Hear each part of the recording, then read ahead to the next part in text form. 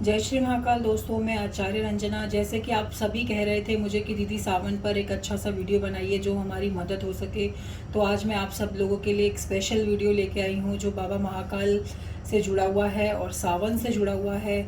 आपको कब व्रत रखना है, कैसे पूजा करनी है, और किसी ने मुझसे ये भी कहा था कि हमें ये भी बताइए कि अगर हम सावन में 16 सोमवार के व्रत भी शुरू करना चाहें तो हमारे लिए कैसा रहेगा। तो चलिए मैं आपको बताती हूँ। शास्त्रों के अकॉर्डिंग अगर हम माने तो भगवान शिव की पूजा और उनका अभिषेक करने से बहुत अच्छे पुण्य प्राप्त होते हैं। भगवान शिव अपने भक्तों की सभी मनोकामनाएं पूरी करते हैं। जीवन में अगर आपको जॉब से संबंधित समस्या आ रही है, विवाह से संबंधित समस्या आ रही है, तो आप सावन के व्रत भी रख सकते हैं और 16 सोमवार भी रख सकते हैं। और आप अगर स्किप भी कर चुके हैं कि अगर आपका एक सोमवार जा भी चुका है तो उसके बाद आप कोई दूसरे सोमवार से भी व्रत कर सकते हैं। ऐसा कुछ नहीं है कि आपको सावन के सारे सोमवार करने हैं। दोस्तों, जब जागो तभी सवेरा होता है। इस प्रकार से जब आपको लगे कि हाँ भाई मुझे भी व्रत रखना है तो कर सकते हैं, क्योंकि भगवान हमारी भक्ति का भूखा होता है, हमारे भाव का भूखा होता है। भगवान ये नहीं कहते कि आप मुझे रोज जल चढ़ाओ। भगवान को अगर आप एक बार को सच्चे मन से एक महीने में भी याद कर लोगे तो वो तब भी आपकी मनोकामना पूरी कर देंगे, ऐसा माना जाता है। आप सब लोगों को मैं बताना चाहूँगी, जो हमारे सावन हैं शुरू हुए हैं, हमारे सावन 25 तारीख से हमारे सावन शुरू हुए हैं, आप लोगों को बता दूं, और ये हमारे अगस्त तक चलेंगे। और इसमें 4 हमारे सोमवार पड़ रहे हैं। जो 4 सोमवार पड़ रहे हैं इसमें सबसे पहला सोमवार पड़ रहा है 26 जुलाई 2021 को पहला व्रत है, 2 अगस्त 2021 को दूसरा व्रत है, और 9 अगस्त 2021 को तीसरा सोमवार का व्रत है, और 16 अगस्त 2021 को आपका आखिरी व्रत है सावन के सोमवार का, जो कि आपका चौथा व्रत माना जाएगा।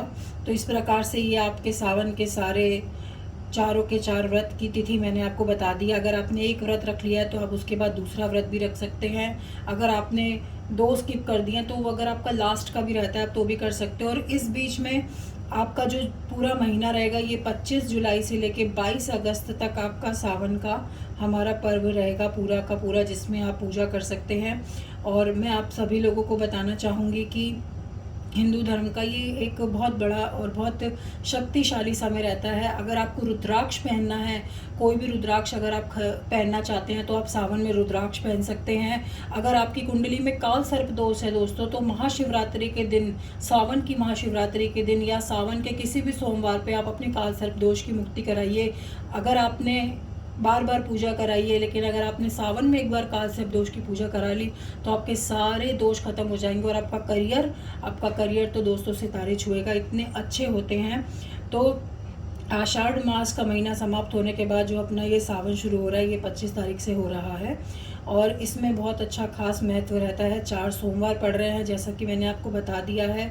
आपको व्रत की पूजा विधि कैसे करनी है, आपको सूर्य उदय से पहले जगना है दोस्तों। जब भी आप व्रत रखें, चाहे आप 16 सोमवार रखें, तो सूर्य उदय मतलब आप समझ लीजिए कि 5 से 6 बजे ना आपको जग जाना है। सो करके स्नान करके अपने अच्छे कपड़े पहनकर भगवान के आगे बैठकर भगवान पर दूध चढ़ाकर महादेव का संकल्प ले कि मैं आपका व्रत रख रही हूँ। आपका अगर कोई भी मनोकामना है तो आप अपनी मनोकामना बोलकर भगवान के आगे बोलिए कि मैं अपने व्रत रख रही हूँ या रख रहा हूँ, जॉब के लिए या शादी के लिए या संतान के लिए या अपने पति के लिए या अपनी पत्नी के लिए या आप अपने लव लाइफ के लिए। आपको अगर किसी से लव मैरिज करनी है या आप चाहते हैं कि कोई आपसे बात नहीं कर रहा आपके जीवन में वापस आ जाए, तो ये तो भोले हैं, इनका नाम ही भोले हैं। आप इनको कुछ भी चढ़ा दो, ये आपकी मनोकामना पूर्ण कर देंगे। और स्पेशली अगर आप सावन में पूजा करेंगे तो उसके बाद तो कुछ कहने की बात ही नहीं। आप जब पूजा करें तो भगवान को सुपारी, पंचामृत, नारियल और बेल पत्र भी चढ़ाइए, और हो सके तो आप सावन के व्रत कथा का पाठ दोस्तों ज़रूर कीजिए। इसके अलावा मैं आपको बताना चाहूँगी कि भगवान की पूजा जब आप अभिषेक करेंगे तो इससे आपको अच्छे पुण्य प्राप्त होंगे और आपकी मनोकामना पूरी होगी। जब आप भगवान की पूजा करें सोमवार की, तो लाल, सफ़ेद और केसरिया, पीला या आसमानी रंग का वस्त्र पहनकर अगर पूजा करेंगे तो बाबा की अच्छी कृपा बनेगी। दूसरा मैं आपको बताना चाहूँगी, जब आप पूजा करेंगे तो उसमें आप इस बात का भी ध्यान रखें कि जब आप पूजा कर रहे हैं तो आपके मन में कोई नेगेटिव ख्याल आपके मन में ना आ पाए, इस बात का आप ध्यान रखें। साथ ही साथ मैं आपको बताऊंगी कि क्या आप शिवलिंग पे चढ़ाएं जिससे आपकी मनोकामना पूरी हो जाएगी।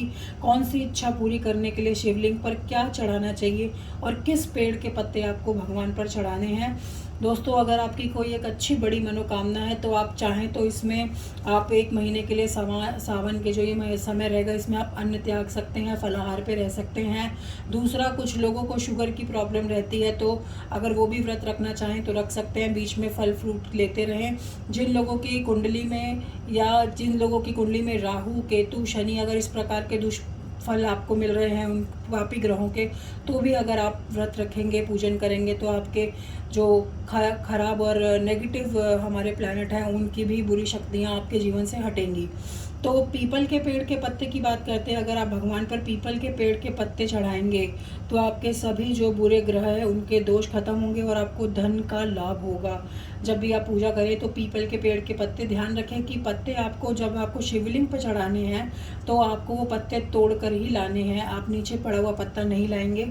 और इसको धोकर और इस पर चंदन का स्वास्तिक या ओम बनाकर आप चढ़ाएं।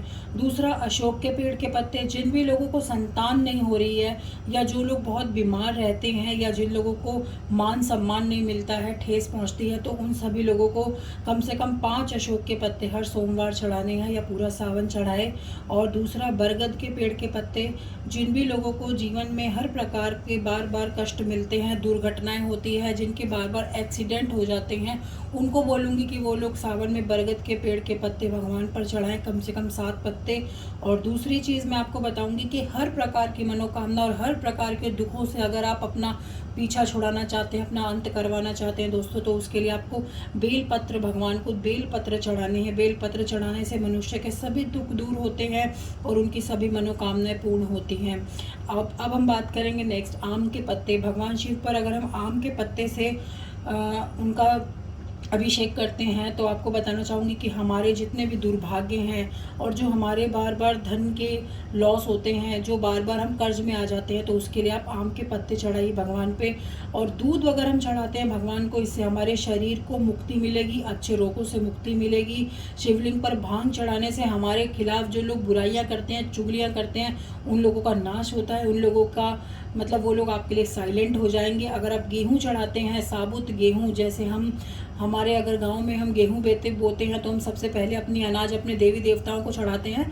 अगर यही गेहूँ आप अगर शिवलिंग पे चढ़ाएंगे तो आपको अच्छी संतान मिलेगी और जल्दी संतान मिलेगी। अपना मान सम्मान और दोस्तों लोगों के सामने अपनी अट्रैक्शन पावर बढ़ाने के लिए, अपने प्यार के आगे अपनी अट्रैक्शन बढ़ाने के लिए आप शिवलिंग पर चंदन का लेप लगाइए। गन्ने का रस, भगवान पर गन्ने का रस भी चढ़ा सकते हैं आप गन्ने का रस चढ़ाएंगे तो आप देखेंगे कि सभी प्रकार के सुखों की प्राप्ति होगी। दूसरा, अगर आप भगवान शिव पर इत्र चढ़ाएंगे तो आपके मन में पॉजिटिविटी आएगी, पवित्रता का वास होगा आपके अंदर, जो कि लोगों में नहीं हो पाता है। तो आप कोशिश कीजिए कि भगवान पर इत्र चढ़ाएं। जब आप इत्र चढ़ाकर मंदिर से बाहर निकलेंगे आप तुरंत अपने आप में एक अच्छा मैजिक अपने मन में पाएंगे, ये आपके लिए बहुत अच्छा रहेगा। दूसरा दोस्तों, भगवान शिव पे धतूरा भी चढ़ाया जाता है। जिन लोगों को डर लगता है, बार बार नींद नहीं आती है, बुरे ख्याल आते हैं, बुरे सपने आते हैं, वो पूरा सावन बाबा पे धतूरा चढ़ाइए, इससे आपको काफ़ी अच्छी मदद मिलेगी। दूसरा, आप सब लोगों को बताना चाहूँगी कि रुद्राष्टक का पाठ, रुद्राष्टक, और साथ में रुद्राष्टक के साथ साथ यदि आप लोग इस समय पे शिवाष्टक और रुद्राष्टक का पाठ करेंगे तो बहुत अच्छा रहेगा। मैं आपको एक छोटी सी स्टोरी सुनाती हूँ कि एक बार महाकाल मंदिर में काकभूषण नाम के देवता थे जो कि कौओं के राजा थे, कौओं के राजा। तो वो भगवान की आरती करते समय बीच में से आरती छोड़ के चले गए थे। तो बाबा महाकाल ने उन्हें श्राप दिया था कि तुम्हारे मुंह से आवाज़ नहीं निकलेगी और तुम कभी भी दूसरी योनि में नहीं जा पाओगे। और उन्होंने बाबा महाकाल को खुश करने के लिए रुद्राष्टक का पाठ महाकाल की चौखट पे बैठ के किया। तो भगवान ने प्रकट होके उनको आशीर्वाद दिया कि मैं आज से तुम्हें आशीर्वाद देता हूँ कि जब जब कोई भी मेरी चौखट पर रुद्राष्टक का पाठ करेगा मैं उसकी सारी मनोकामना पूर्ण करूँगा।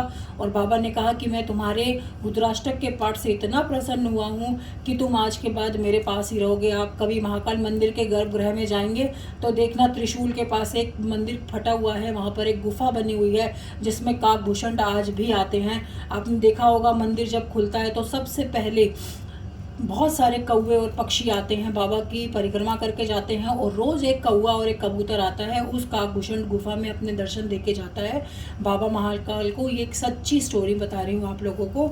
और दूसरा, आप ये तो रही बात कि आप क्या चढ़ाएं क्या ना चढ़ाएं। यदि आप सच्चे मन से भगवान को जल भी चढ़ा देंगे तो वो उससे भी खुश हो जाएंगे। तो इस प्रकार से आपको सारी पूजा करनी है, सारे व्रत रखने हैं। और जो लोग 16 सोमवार की पूजा व्रत रखना चाहते हैं वो मैं चाहूँगी कि वो सावन के व्रत में ना रखें, क्योंकि इसका उद्यापन भी करना होता है। आप सावन के व्रत खत्म होने के बाद कोई दिन देखें।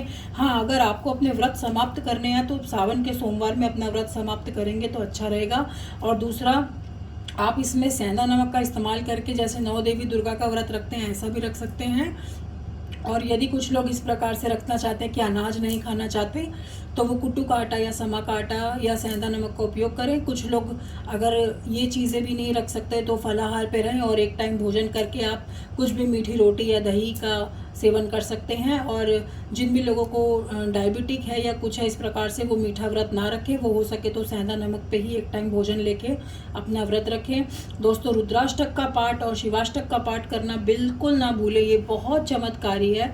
और जिन भी लोगों को अपने माता पिता से नहीं बनती है वो केवल जल में सिर्फ काले तिल डालकर ही बाबा का अभिषेक करें।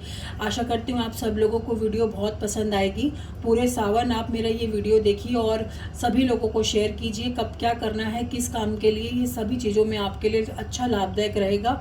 और जिन भी लोगों को नहीं पता कि कैसे पूजन करना है, आप उन सभी लोगों को ये वीडियो केवल शेयर कीजिए। अपना आशीर्वाद और प्यार हमेशा ऐसे ही बनाए रखना। जय श्री महाकाल। हर हर महादेव।